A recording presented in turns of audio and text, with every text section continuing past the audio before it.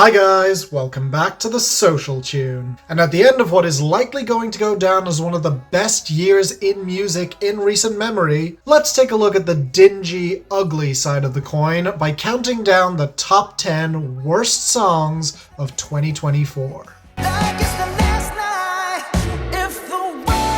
2024 was a great year for music, at least if you were looking at the charts. And while I could personally make the case that 2023 was a better year overall with less boring fluff, this year did at least manage to avoid the lows of its predecessor. I mean, there was certainly less competition when it came to what was the worst music. Seriously, when it came to this list, I struggled for a millisecond over my top 9 or so, then cheated slightly for a 10th pick, and now I'm happy. Normally, I would make more of a big deal about breaking my own randomly allocated rules, but trust me, it'll make sense when you see it. Quick reminder, there will be no political pandering on this list, since I have no interest in giving pathetic extremist whistleblowers an additional platform, nor will I be talking about the music that everyone else hated but which I completely forgot about. This is a list of the top 10 songs that pissed me off personally, the ones that I got so worked up about that I felt it was my moral obligation to talk about them in this video.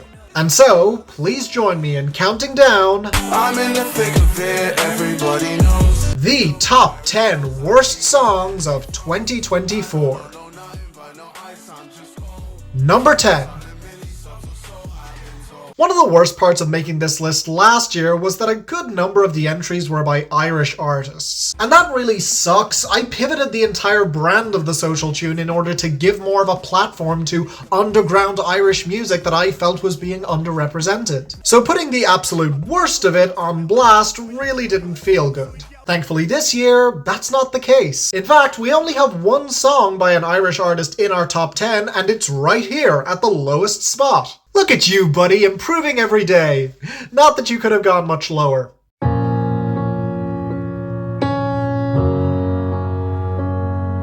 Let's be honest, if I was going to pick one guy to represent the very worst of Irish music put together, it was going to be Cian Ducrot. This is his third year in a row making my worst list, and I have a feeling that that trend is not going to stop until he inevitably fades into obscurity. And while no, this is not as bad as his entry on my list last year, what the fuck even could be, this still makes me want to drive a couple of screwdrivers right into my ears. But you'll never love me. I swear, Cian doesn't always sound like this. Sure, he usually over-emotes to the point where he makes 2014's Sam Smith look subtle, but I have a feeling that there's a clause in his contract that once a year, he's allowed to step into the vocal booth and no one's allowed to tell him no. I should've called, and I should've tried. Sounds great, buddy. What's that? No, we don't need another take. No, please, man. No, please. Honestly, with a voice like that already on the radio, Benson Boone was a fucking palate cleanser to the Irish public.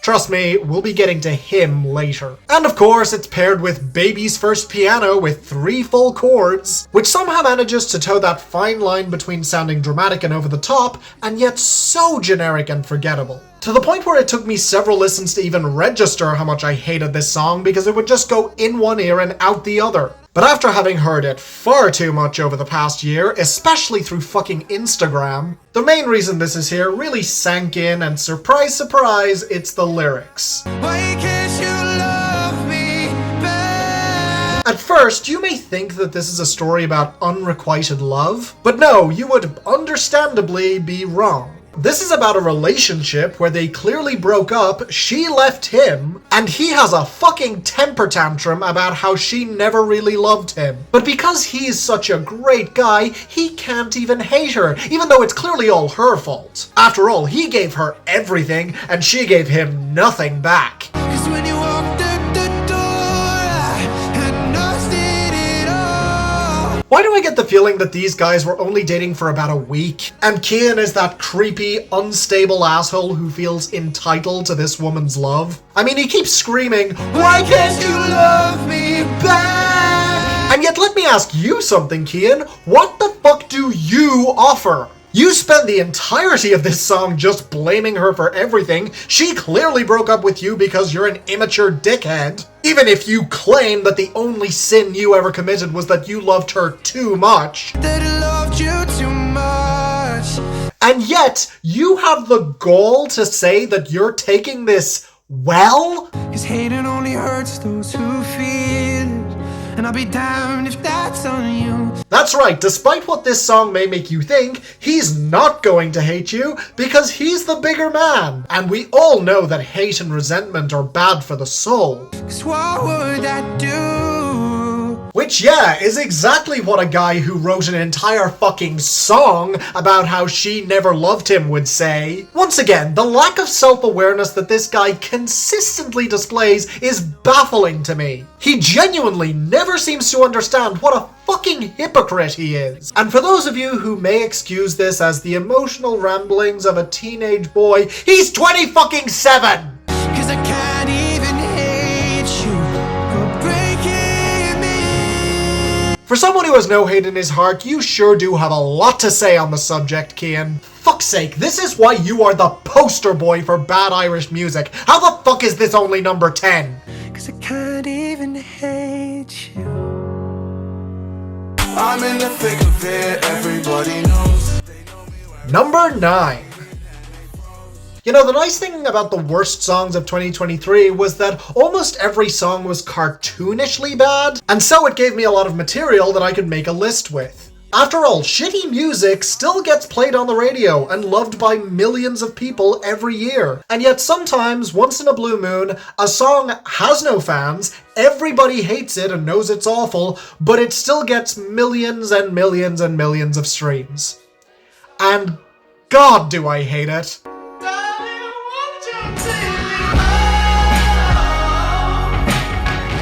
Look, indie musicians with acoustic guitars were all the rage this past year, hopelessly chasing the success of Noah Kahan and frequently failing miserably, either due to overproduction or bad writing or usually both. But those of you who remember the days of Lucas Graham will remember that the guitar is just the douchier cousin of the piano, which is an instrument that can be used just as incompetently and lazily to utterly massive success. And while Can't Even Hate You at least had the decency to not chart on the official Irish Hot 100, this song would not fucking go away for months. Every week I'd look and it was still in the top 20, despite the fact that most people don't like the song and have no fucking clue who the band is. And for what? We have the same 3 or 4 notes on loop for a lean 2.5 minutes, with some of the most obnoxious whistling and ugliest drums that I have ever heard on a pop song. There's even some distorted bass that comes through on the bridge, but it's so overcompressed that you'd be completely forgiven if you've missed it.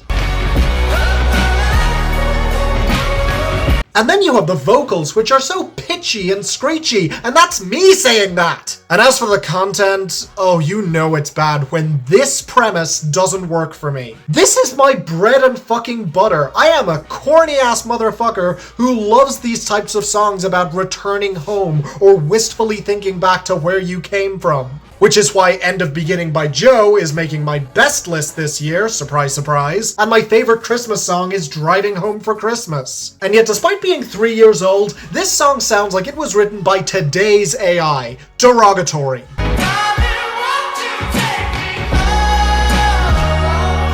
God, it's like if somebody had a major car accident, got fully paralyzed, but was forced to sing anyway, screaming in pain every single time the nurse inserted a needle into their fucking thigh, screaming at their spouse to please God take them home. This is a screechy, obnoxious cacophony passing for indie music. And the next time one of you fucking complains about the guy in the corner with the acoustic guitar, just remember, it can always get far worse. I'm in the thick of it, everybody knows. Number 8. This year, Ariana Grande clearly fell slightly out of favor with the music industry. And I would be more upset about it if I didn't think she was well fucking off without them. Sure, Eternal Sunshine was her least successful album commercially to date, but it was critically adored. Her fans absolutely ate this year watching her preparations for Wicked. And let's be real, there's no one else except maybe Mariah who can do what she can. So yeah, I guess you could say that I'm kind of a fan. I ended up loving the newest album, and the full circle moment of her collab with Mika 11 years ago, leading her to play Glinda in 2024, just works. So who knows, maybe 10 years from now, I'll look back on Jax the same way. While everyone is walking dead, we'll run Zombieland. A couple of years ago, this woman broke through with the massive hit Victoria's Secret. It was kind of a terrible, overproduced mess of a song, with way too many ideas and nowhere near the amount of talent needed to pull them all off. But I didn't personally hate the song, I thought it had good enough intentions. Plus, she's made worse. You love you, I love me, that's why this works perfectly. Yes, that's real. But she actually built off the success of it reasonably well. Not seeing much more in the way of charting success, but seeing very respectable sales for her full debut album. And while that project is still an overproduced mixed bag with a lot of big swings, most of which are misses, I still appreciate the ambition and the obvious fangirling for Demi Lovato. But then you have moments like Zombieland, which, by the way, sounds exactly like Victoria's Secret. While everyone is walking dead, I know Victoria's Secret will run Zombieland. She was made up by a dude. It's literally the same structure on the hook. And while this song is very much in keeping with Jax's style, I just don't get it. Why was Hardy invited into this? This is the truck bed guy, arguably the worst artist to come out in country music since Sam Hunt. And sure, I guess I would say his humor is about on par with a music parody YouTuber like Jax, but he's just not the kind of artist that her audience listens to. And on the note of humor, I love a horror comedy as much as the next guy, but this feels like such a half step in two directions. It's trying to be cutesy, as this couple abandons everyone that's ever crossed them to be eaten by zombies, but every single punchline just falls flat, and that's before you looked at the forced lines like "Apocalypse on mine." My apocalypse on yours and your apocalypse on mine. How much do you want to bet that that's the line that inspired this entire song? And yet at least I understand that one. What do you mean when the Walmarts hit the fan? We'll be laughing when the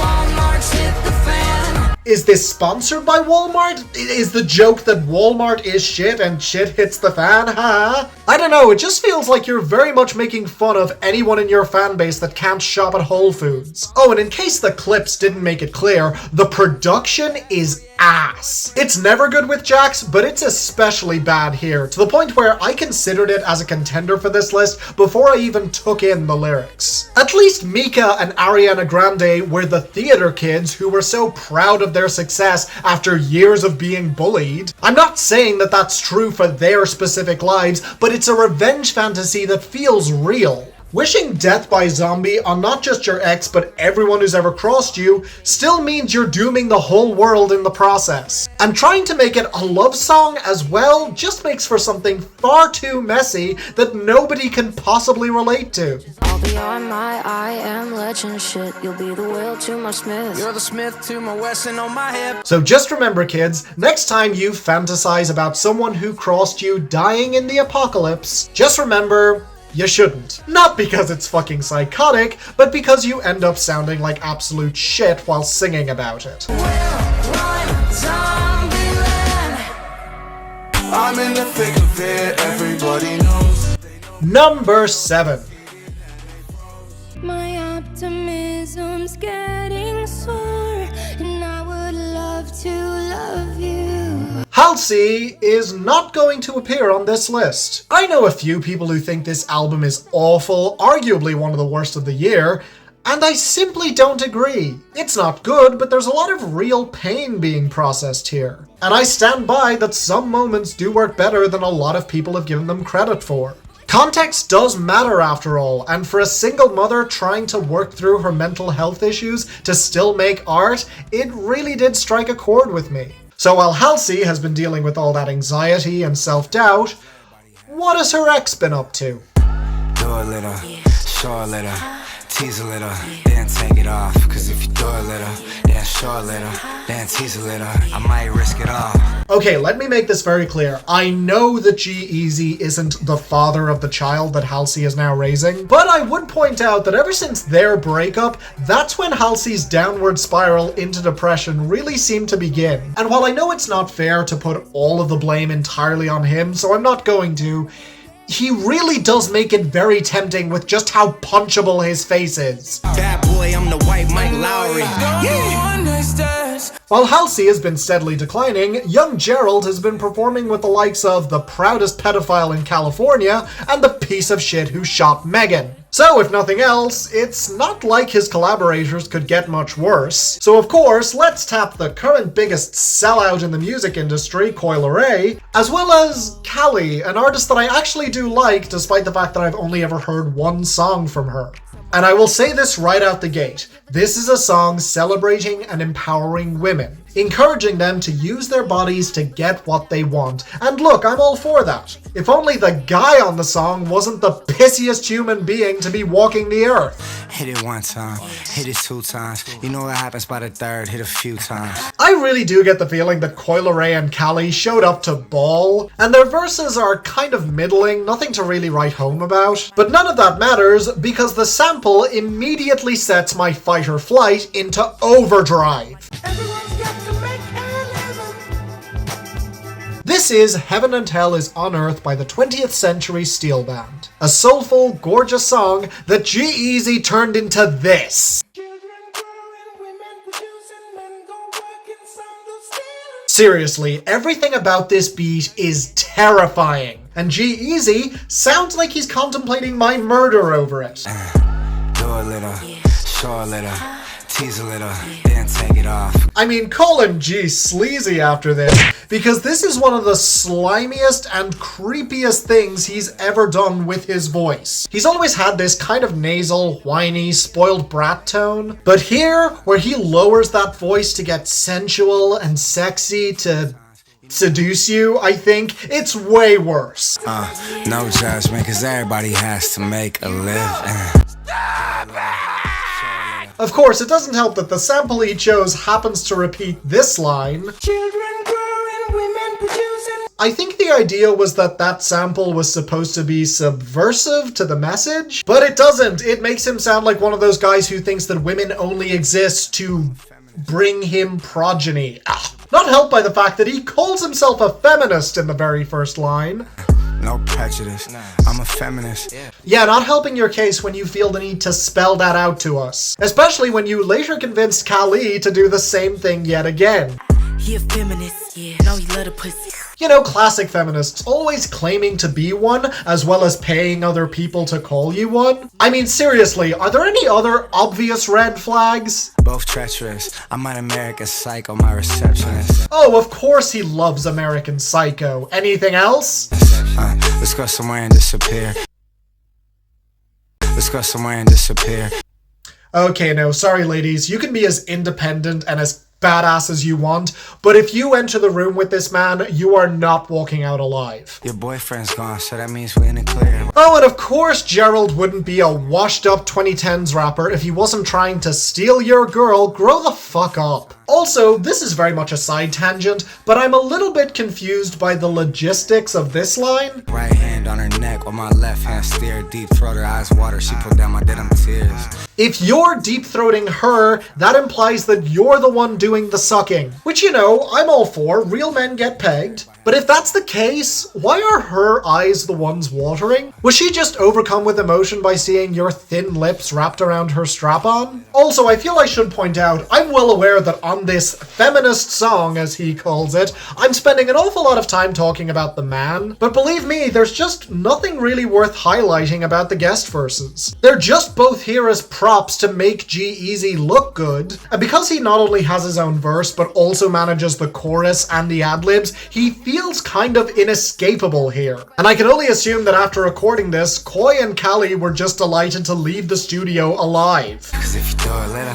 then show a little, then tease a little, I might risk it all.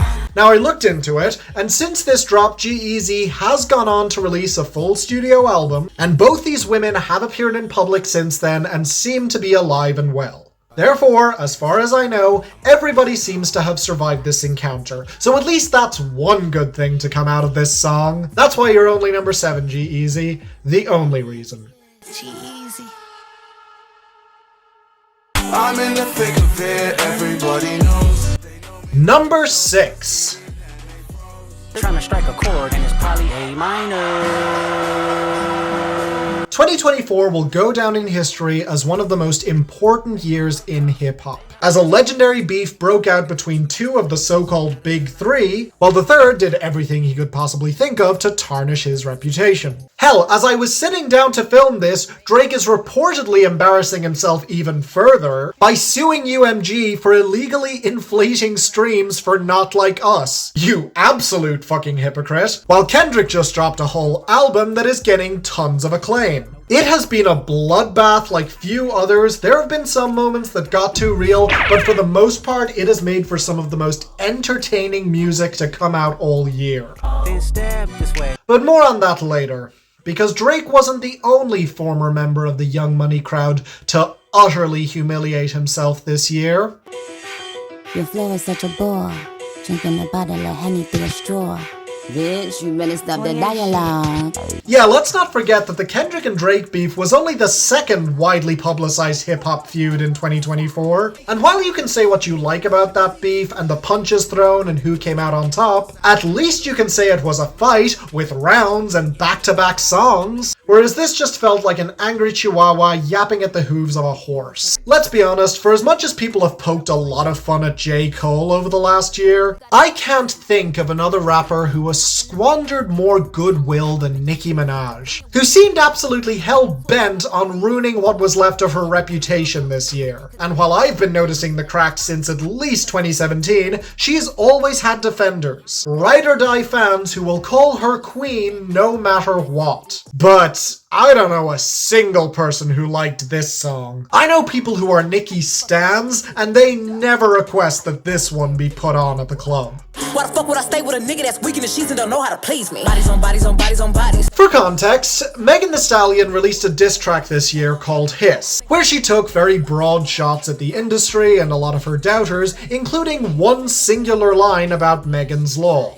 These hoes don't be mad at Megan. These hoes mad at Megan's Law. To which Nicki took offense because her baby daddy is a pedophile. Okay, technically he's a sex offender who tried to rape a 16-year-old girl, but it still stands. Not great how personally she seemed to take that, especially after she'd been jabbing at Megan for years beforehand on songs like Red Ruby the Sleaze. But it also didn't help that the response track underperformed to an embarrassing degree. And it's not like it's hard to see why. Big foot, but you still a small fry. The beat is just looped trash that gets really old really fast. Nicki, frankly, just sounds high and spends half the time laughing, moping, or grunting as she pauses incessantly to try to find the words to express her rage. They got you all them Grammys, but your flow's still a no. With a fiasco Lupe, Future man you pay. I swear, I have never believed more that a rap song was freestyled. Fucking your best friend, man, is crazy. You the type, though. I think what makes this such an unpleasant listen is that the disses aren't even clever, or new, or any fun at all. Every single one just sounds like your drunk aunt who's having a go at the slimmer, younger girl at the gym, who's totally on drugs and is probably sleeping with the trainer. It really does make lines like this, For a free beat, you can hit Megan Raw. or this, If you a ghost by the party in Megan Jaw. or this. Swearing on your dead mother when you lie. Make my skin crawl every single time. Sure, I also can't go back to Kendrick's Meet the Grams for similar reasons, but that song was undeniably immaculate and calculated. Nicki has a total of 3 points to make here. 1, Megan lied on Gayle King. 2, Megan's a whore. Her words, not mine. 3, Megan's mom is dead. Burn? And in order to make a full song, she just repeats those points. You been lying to the king.